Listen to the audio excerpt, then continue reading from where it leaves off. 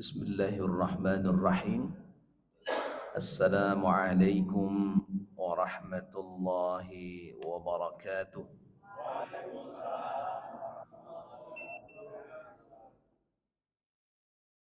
Alhamdulillahi rabbil alamin. Assalatu wassalamu ala ashrafil anbiya wal mursalin wa ala alihi wa ashabihi ajma'in. Rabbi israh li sadri wa yassir li amri wahlul 'uqdatam min lisani yafqahu qawli.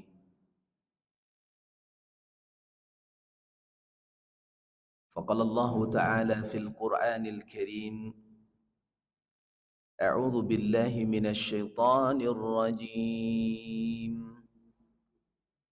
بسم الله الرحمن الرحيم.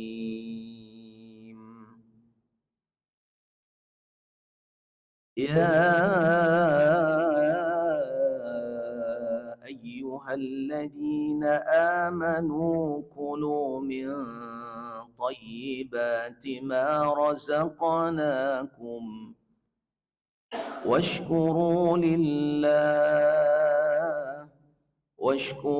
لله إن كنتم إياه تعبدون. Sadaqallahul Azim. Kaum muslimin wal muslimat sedang jamaah subuh yang dimuliakan Allah Azza wa Jalla. Kembali kita bersyukur kepada Allah Subhanahu wa taala pada subuh ini.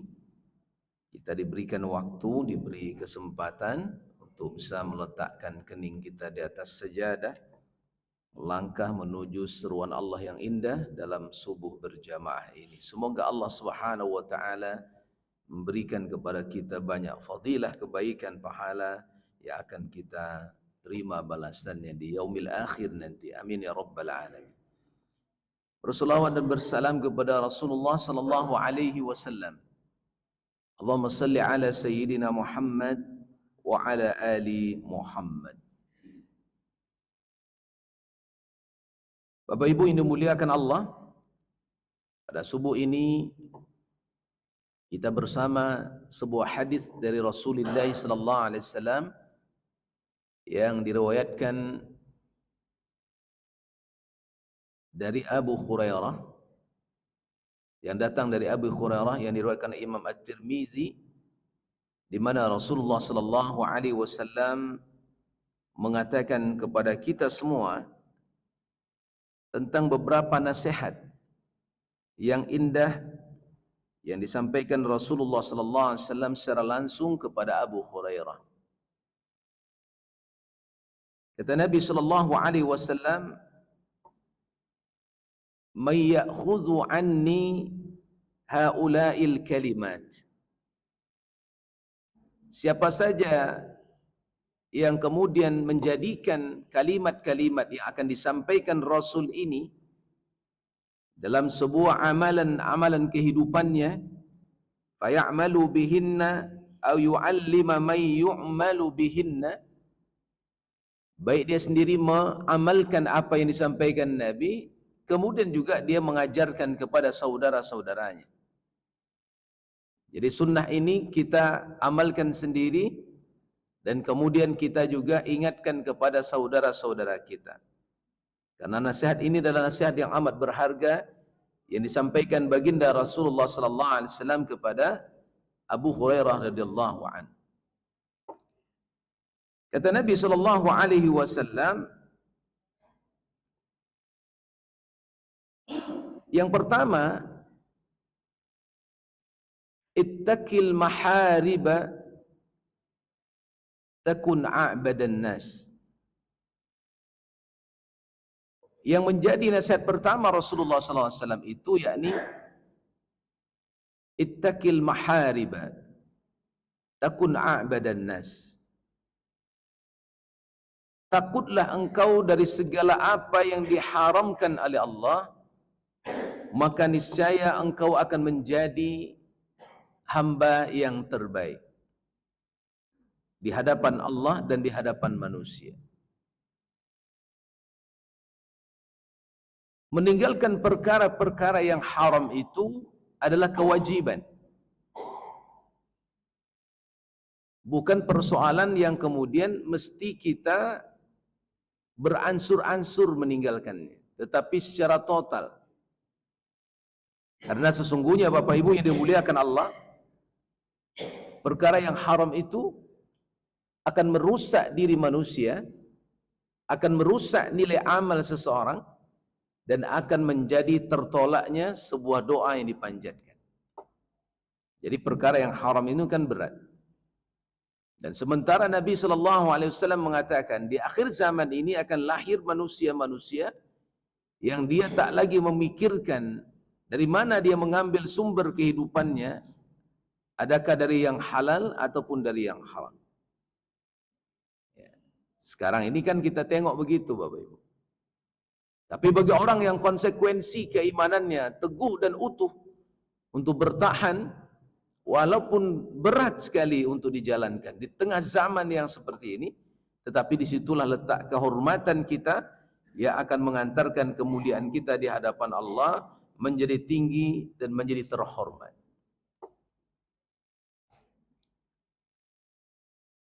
Beberapa hari yang lalu saya tanya mak di kampung. Mak, saya bilang, dia tak banyak, ada beberapa batang sawit lah di belakang, samping kiri kanan rumah tu. Dah panen sawit mak tu sebenarnya. Dulu orang manen pun awak lah nak. Nah itu ya kalimat. Dulu orang manen pun awak. Lah di tanduk-tanduk sekian apa nama tu? Tandan kadi panen tinggi 2 tandan lain. Itu yang lain ada orang ngambil. Nah, ini hal yang kecil lah ya, dalam masuk kecil itu harta-harta yang kemudian enggak banyak nilai angkanya, tetapi orang juga merebut itu menjadi hal yang tak dipedulikan. Belum lagi perilaku-perilaku yang lain yang kemudian kita lihat yang terlibat kepada judi online namanya, dan itu populasinya adalah umat Islam itu sendiri. Karena memang Indonesia ini yang terbesar kan muslimnya. Dan itu juga terjadi kepada orang yang ekonominya menengah ke bawah. Kenapa begitu Bapak Ibu? Karena manusia ini lebih suka kepada jalan yang instan. Tidak mau bakureh jo perkara jo kareh. Sementara Islam ini mengajarkan kita adalah bukan tipe orang yang bersantai sebenarnya, tapi tipe orang yang suka bekerja keras untuk mendapatkan yang halal itu, karena itu kewajiban, maka dia merupakan syariat yang mesti diperjuangkan walaupun nafas taruhannya, walaupun ajal taruhannya. Begitulah yang diajarkan oleh baginda Rasulullah sallallahu alaihi wasallam. Maka Nabi tidak suka kepada umat yang pemalas. Nabi juga tidak suka kepada umat yang hanya berzikir lalu tak bekerja. Nabi suka umatnya bekerja dan berzikir. Karena bekerja itu juga berzikir. Karena ketika ia mendapatkan sesuatu yang halal dan kemudian membebaskan dirinya dari segala yang haram, itulah zikir yang sebenarnya zikir, karena sungguhnya ia terbebas dari apa yang dimurkai Allah dan ia hanya memilih jalan untuk dapatnya ridha Allah Subhanahu wa taala. Bapak Ibu yang dimuliakan Allah Subhanahu wa taala. Maka prinsip untuk mengambil yang halal itu adalah kewajiban. Prinsip untuk tidak mengambil hak orang lain itu adalah prinsip imaniyah yang dimiliki oleh seseorang. Jangan baiko haratu awak haratu orang.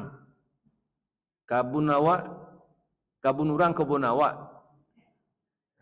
Hah? Sawah orang sawah awak. Itulah mulamu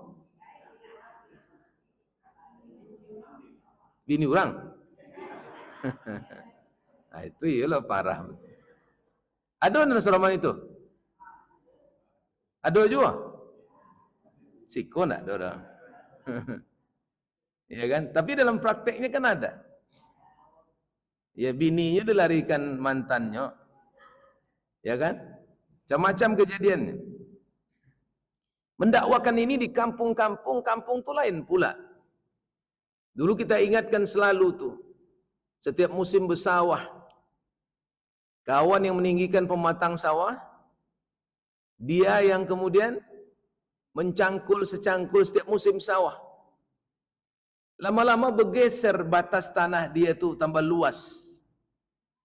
Lalu diakuinya, itu kan tanah saya. Apalagi kemudian pagarnya dibuatnya bambu. Bambu ni batasin dulu. Bambu tu makin lebar dia. Ya kan? Macam-macam cara orang. Kenapa ini terjadi Bapak Ibu?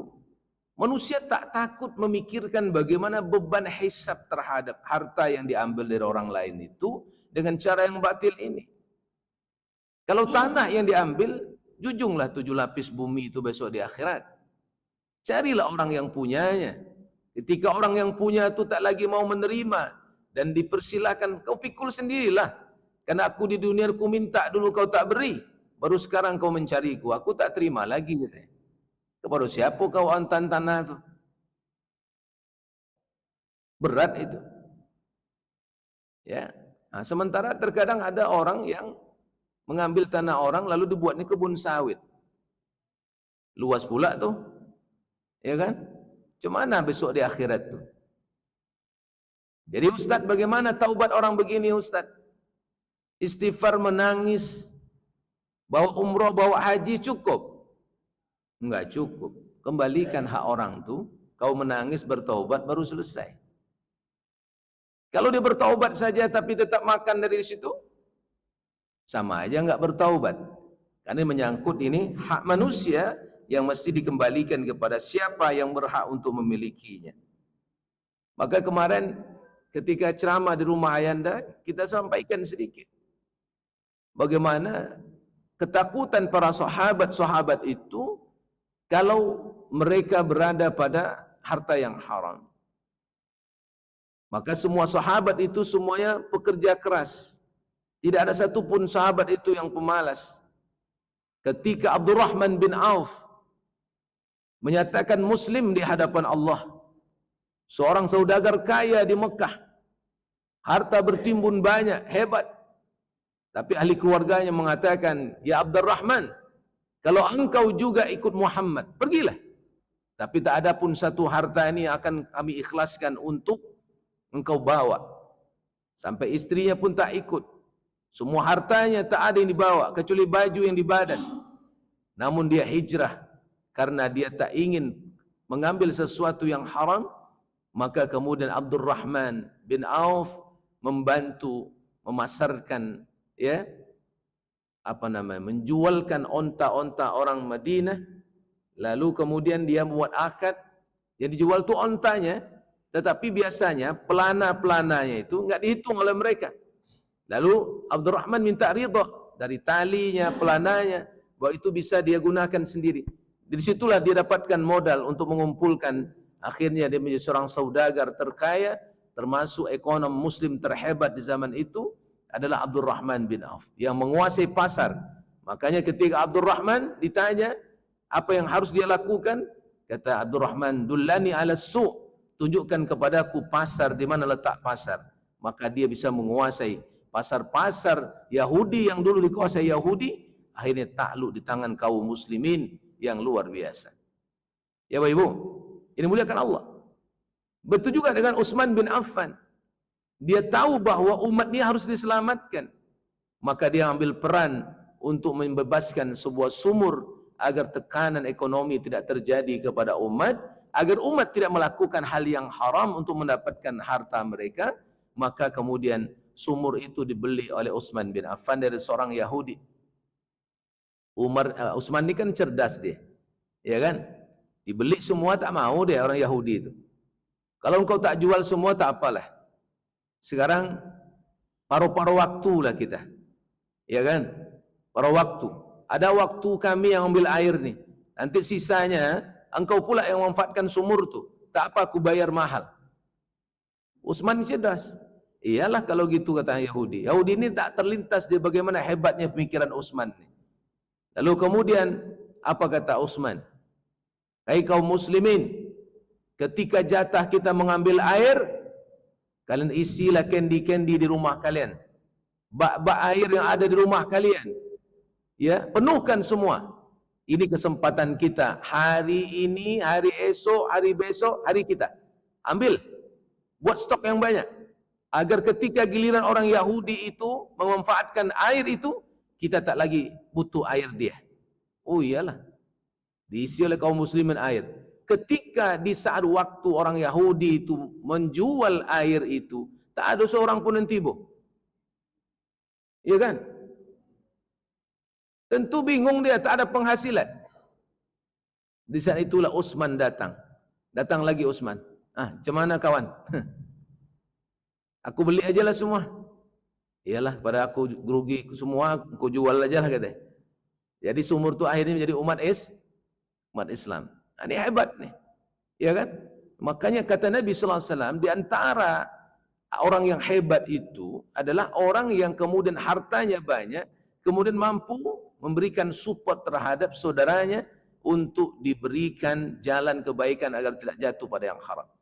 Maka ada prinsip Islam ini yang kadang-kadang kita sendiri Bapak Ibu, belum lagi aulia-aulia kita ini, orang-orang kaya kita di negeri ini mengamalkannya. Ya. Dulu gitu ya, Rasul mengajarkan kalau ada orang kaya, hartanya berlimpah ruah itu, dia harus punya tanggung jawab untuk kemudian memberikan modal kepada anak-anak muda untuk bangkit secara ekonomi dan disuruh menikah. Gitu. Nah, jadi merasa bahagia ya pula lajang itu bukan, ya kan? Apa maknanya? Supaya wibawa seorang muslim itu kokoh, kemudian diberikan support modal dan mereka bekerja pada yang halal. Gitu. Agar apa? Tidak jatuh mentalitas mereka kepada yang haram.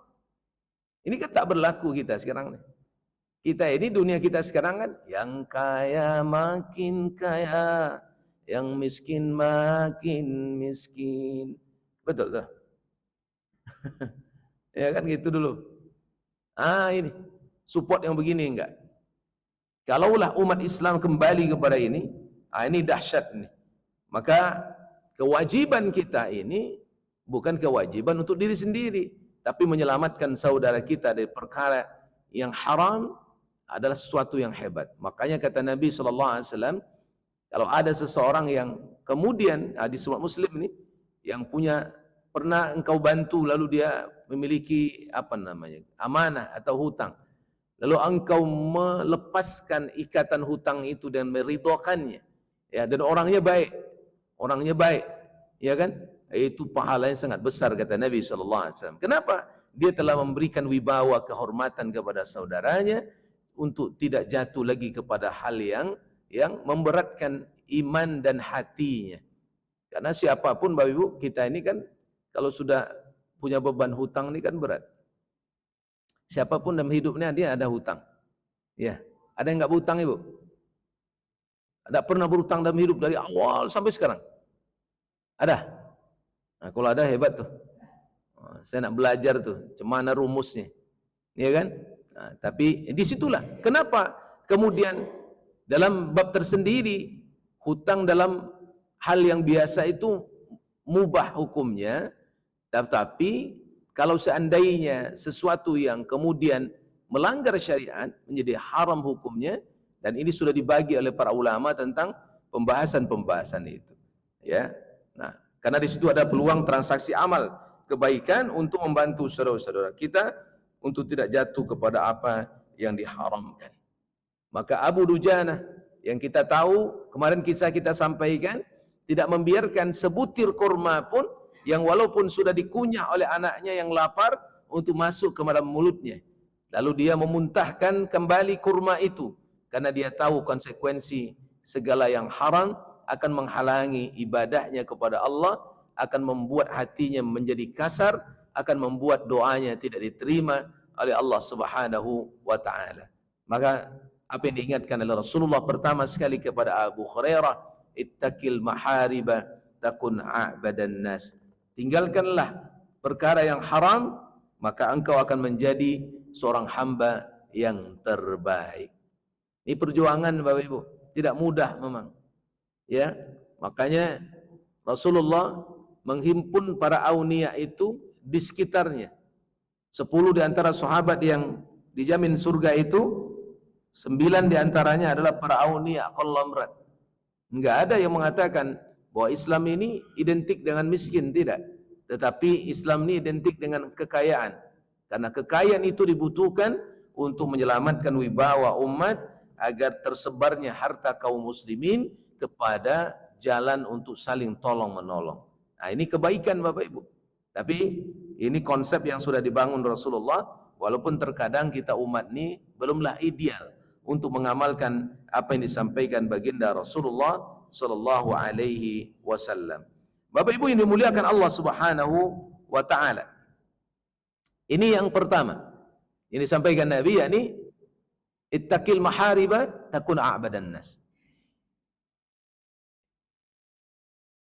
Yang kedua, kata Nabi sallallahu alaihi wasallam, warda bima qasamallahu laka takun aunan nas.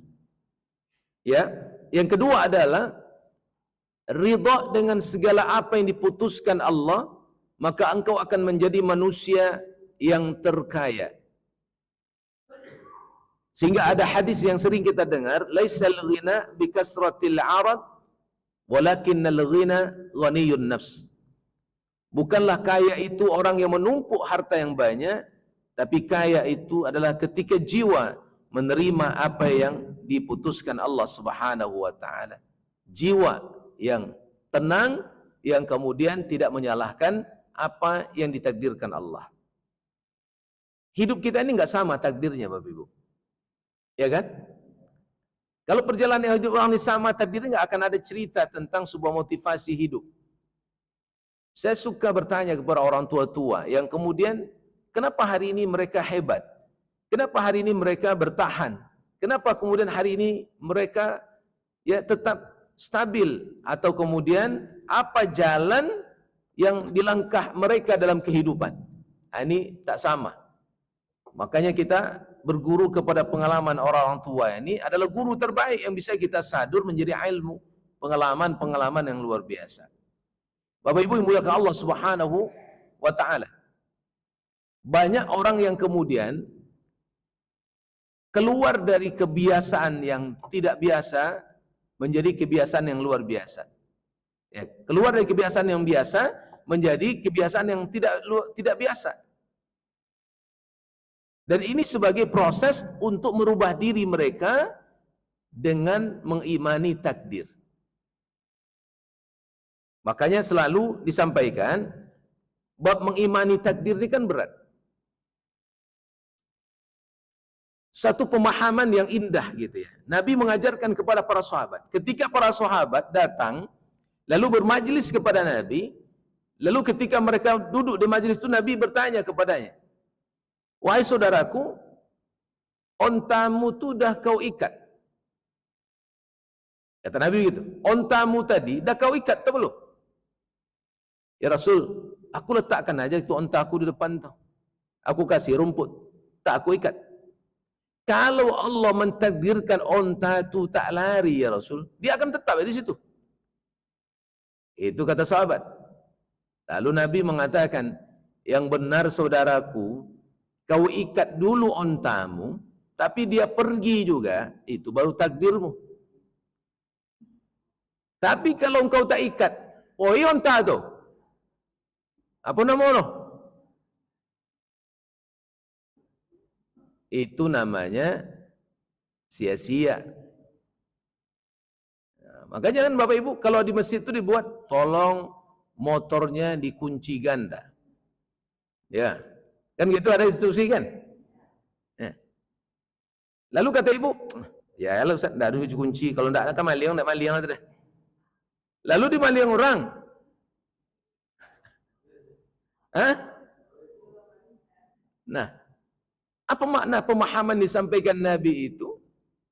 Bahwa ikhtiar itu menentukan jalan bahwa takdir itu diputuskan harus menerima dalam sebuah proses ikhtiar.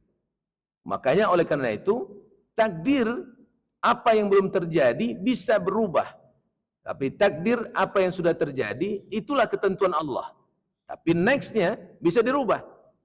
Ada orang yang kemudian seakan-akan takdir jadi orang bodoh, tapi tiba-tiba menjadi orang pintar, ada? Ada. Itu dialami oleh seorang ulama. Ya kan? Beliau ini sudah bertahun-tahun duduk di majelis tuan guru.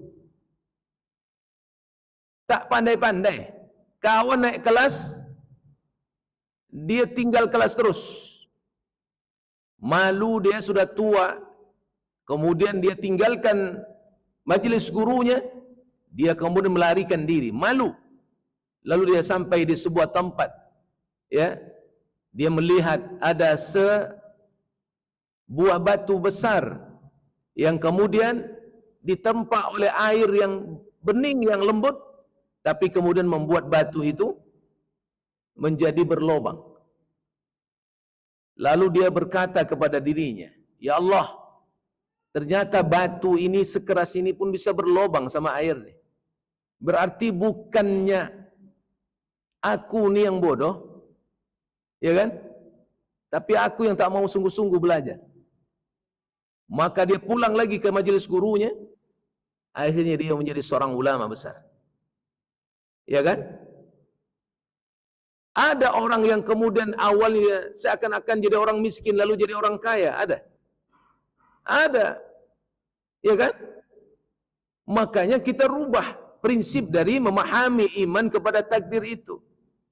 Ustadz, tapi kan saya udah bekerja keras juga Ustadz, tapi tak sama juga nasibku seperti bapak tuh, tetap juga aku begini. Itu baru namanya sebuah takdir, karena kita sudah mengikhtiarkan. Makanya ikhtiar membutuhkan sebuah doa, doa membutuhkan sebuah tawakal. Di situ kuncinya. Maka apa kata Allah dalam surah Ar-Ra'd itu ayat 11, innallaha la yughayyiru ma biqaumin hatta yughayyiru ma bi anfusihim. Allah tak merubah nasib seseorang sebelum seseorang itu merubahnya sendiri. Nah, ini maksudnya. Ada power yang Allah berikan kepada manusia untuk berikhtiar dengan takdir itu dan kemudian merubah dengan semua proses ikhtiar. Allah juga yang merubah, tetapi dia bisa berubah. Maka kata Nabi, doa bisa merubah takdir. Ya Pak. Tapi jangan menyesali. Jangan menyesali sebuah proses Allah menentukan. Gak boleh. Ya Pak ya. Saya ditakdirkan orang kampung. Ya kan? Mamai gitu. Kita berjuang. Ya kan? Mak begini, ayah begini, contohnya. Itu takdir. Jangan pernah menyesali. Kenapa aku dilahirkan dari kampung nih ya? Kenapa aku punya mak seperti ini? Kenapa ayahku itu? Itu enggak. Salah itu pemahamannya. Tetapi ketika dia merubah dirinya, yang anak kampung kemudian bisa berubah, bisa. Nah, itulah sebuah proses. Makanya Allah Subhanahu wa taala menginginkan kita ini untuk tidak menyalahkan takdir. Kalau menyalahkan takdir itu akan jatuh kepada orang-orang yang kemudian mudah berputus asa. Enggak boleh. Bapak Ibu yang muliakan Allah. Maka hati-hati memahami iman kepada takdir itu. Kalau dia ahli maksiat, jangan itu dikatakan takdir. Kalau dia orang suka meninggalkan sholat, jangan itu bilang takdir. Kalau dia suka berzina, ini takdirku. Jangan. Ya, tidak boleh mengatakan maksiat itu takdir. Karena ada kewajiban untuk kembali kepada agama. Maka tak boleh orang yang, oh kenapa bapak begitu? Ini memang Allah takdirkan saya begini ini Ustaz. Maka aku jarang ke masjid katanya. Bisa ngomong gitu. Jadi enggak ke masjid itu takdirmu. Kalau itu orang ngomong semua nih, ya kan? Nah, ini yang judi oleh begini takdir Allah nih Ustaz. Ya. Enggak bisa. Itu harus hijrah namanya itu. Jadi jangan salah kaprah memahami terhadap pemahaman tentang takdir. Kenapa kemudian Nabi katakan warda bima qasamallahu laka takun awunan nas. Orang yang kemudian kalau sudah ridha menerima keputusan Allah itu, dialah orang yang terkaya. Kenapa dia terkaya? Karena ridha itulah mengantarkan dia kaya. Orang kalau ridha kan lapang. Kita cobalah kalau bapak ibu ridha, aku udah ridho lah kepadanya itu. Nengok dia tuh senang hati awak. Cuman kalau nggak ridho, coba, aku tak ridho. Ketemu aja, lain rasanya perut kita dibuatnya, ya kan? Karena nggak ridho. Tapi kalau sudah ridho itu habis dia sudah. Itu puncak itu. Makanya bahasa Nabi memilih kata yang puncak, ridho, ya kan? Ridho itu puncaknya. Makanya kita doa itu, Allahumma inni as'aluka ridhaka. Nah, gitu. Kan gitu. Ridho itu digunakan pada puncak. Maka Nabi memilih kata yang sangat luar biasa dalam mengimani sebuah takdir dengan mengatakan ridholah dengan apa yang Allah putuskan. Ya Bapak Ibu yang muliakan Allah Subhanahu wa taala. Maka berjuang meninggalkan kemaksiatan. Jadi banyak cerita orang kan, dulu aku begini Ustaz. Itu takdir Bapak ketika Bapak sudah bertaubat. Tapi Bapak terus begitu, itu bukan takdir namanya. Itu kehendak hawa nafsu Bapak. Ya kan? Tapi ada kawan dia datang, dia sudah bertaubat. Allah, seminggu lah bau serugo lo kawan. Padahal patang baru neraka seh. Nah, katakan kepadanya, iya, justru hari ini aku sudah nemukan jalan hidayah. Dulu ya aku sepertimu, tapi yang sekarang bukan aku yang dulu lagi. Ya, aku yang sudah bertaubat, tak sama dengan jalan kalian. Nah, itu boleh. Tapi mengatakan takdir dengan masa lalu setelah bertaubat, itu adalah boleh sebagaimana yang dilakukan oleh Adam alaihissalam terhadap membela diri di hadapan iblis yang mencibir dan mencemeh Adam ketika dikeluarkan dari surga. Maka Adam membela diri bahwa ketika aku berada di surga lalu aku tergoda olehmu wahai iblis, itu takdirku. Tapi hari ini aku sudah bertaubat, maka aku kembali kepada Allah menyesali semua kesalahanku. Bapak Ibu yang dimuliakan Allah Subhanahu wa taala. Yang ketiga, kata Nabi SAW, yang ketiga adalah wa ahsin ila jarika takun mu'minan. Kata Nabi SAW, untuk menjadi seorang mukmin yang terbaik itu, di antara rumus yang disebutkan adalah wa ahsin ila jarika. Ternyata berbuat baik kepada tetangga-tetangga kita. Inilah keluarga dekat kita yang berada di kiri kanan muka belakang. Ini bagian dari yang disebutkan Nabi wa ahsin ila jarika. Berbuat baiklah, ahsin, ya kan? Nah, yang terbaik kepada tetangga-tetangga kita. Makanya kata Nabi SAW, orang yang dia kaya kenyang perutnya, tetapi kemudian tetangganya lapar tak punya makanan, maka orang kaya ini dibenci oleh Allah Subhanahu wa taala. Ya Ibu. Jadi kita nggak bisa hidup nafsi-nafsi. Kita ini nggak boleh, ya kan, untuk diri kita saja dan tidak memperhatikan saudara yang lain. Nggak boleh. Makanya sampai kata Nabi SAW, Jibril datang kepada aku, saking aku disuruh buat baik kepada tetangga itu, seakan-akan aku boleh mewariskan hartaku kepada tetanggaku. Nah, begitulah Nabi diingatkan oleh Rasulullah, maksud oleh Jibril alaihissalam, bahwa bagaimana tanggung jawab kita sebagai seorang muslim untuk juga berbuat baik kepada jiran tetangga kita. Kalau ada sesuatu yang terjadi, yang kita panggil keluarga di kampung atau tetangga? Nah, leta lo ngetok pintu rumah. Lai, kan hati apa elok. Tapi kalau hati awak ndak elok, payah ngetok pintu rumahnya, Pak. Bini nak melahirkan jam 2 malam, oto ndak ada. Tetangga punya oto, kan dibawa ke rumah sakit. Belajar tu. Tapi kalau tetangganya baik dengan tetangganya, ya, ketok pintu sikit dia bangun dia. Apa yang perlu kami bantu, Pak? Mohon maaf Pak, mengganggu Pak. Bukan mengganggu, ini kewajiban kami Pak. Apa Pak? Oh dia bersegera. Tanpa pamrih, dia akan tolong tuh. Itulah hebatnya kalau orang sudah kemudian menyatu dalam saling mencintai tetangga-tetangganya. Ini yang dicontohkan Nabi SAW. Makanya keteladanan dakwah Nabi itu lebih banyak kepada akhlak yang ditampilkan dalam kehidupan sehingga bisa merubah ya orang yang tidak berislam pun menjadi Islam karena akhlak Nabi. Begitulah Nabi sangat baik kepada saudara-saudaranya dan tetangga-tetangganya. Bapak Ibu yang muliakan Allah Subhanahu wa taala. Kemudian yang keempat. Nah, ini lebih berat lagi nih. Yang keempat nih. Wa ahibba linnas ma tuhibbu li nafsika takun musliman. Engkau mencintai saudaramu itu seperti mencintai dirimu sendiri. Ini berat nih. Ya. Saya pribadi belum bisa mengamalkan ini secara ideal, belum, Mbak. Kenapa? Kadang-kadang ada orang kan memuji kita, dia pengen tapi belum bisa kita memberi. Nah, ini pakai gamis contohnya. Ada jamaah tuh deh, rancak gamis Ustaz. Lu bisa tuh leh membuka, ya Pak, aku untuk apa? Lu bisa leh. Bisa dah Pak? Belum bisa mau tuh leh. Ya? Belum bisa. Tapi ada orang yang bisa dia berbagi itu. Nah, tapi orang ini memuji ya spontan aja, bukan memuji karena ingin ada maunya. Ini ada pula setiap nelok dipakai ini pujinya. Sebenarnya pindah itu enggak boleh. Mental begitu. Artinya ada ketikanya gitu ya. Ini yang kadang-kadang kita belum bisa ini. Apa maknanya?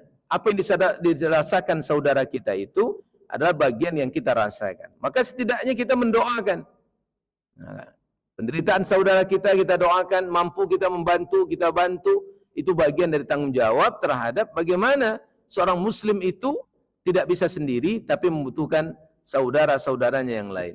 Yang terakhir Bapak Ibu yang muliakan Allah Subhanahu wa taala, kata Nabi sallallahu alaihi wasallam, yang terakhir adalah wala tukthirud dhahika fa inna kasratud dhahki tumitul qalba. Pesan Nabi yang terakhir kepada Abu Hurairah adalah bahwa sedikitlah engkau tertawa dan banyaklah engkau menangis, karena banyak tertawa akan mematikan hatimu. Nah, ini bulannya ini.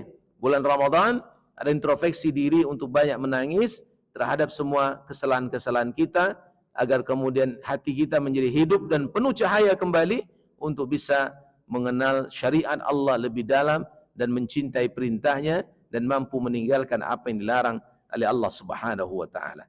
Bapak Ibu yang muliakan Allah Subhanahu wa taala, mudah-mudahan pesan-pesan yang indah dari Rasulullah ini yang kita ulang-ulang terus ya, supaya menjadi peringatan dan menjadi mau'izatul hasanah untuk kita amalkan dalam kehidupan kita sehari-hari.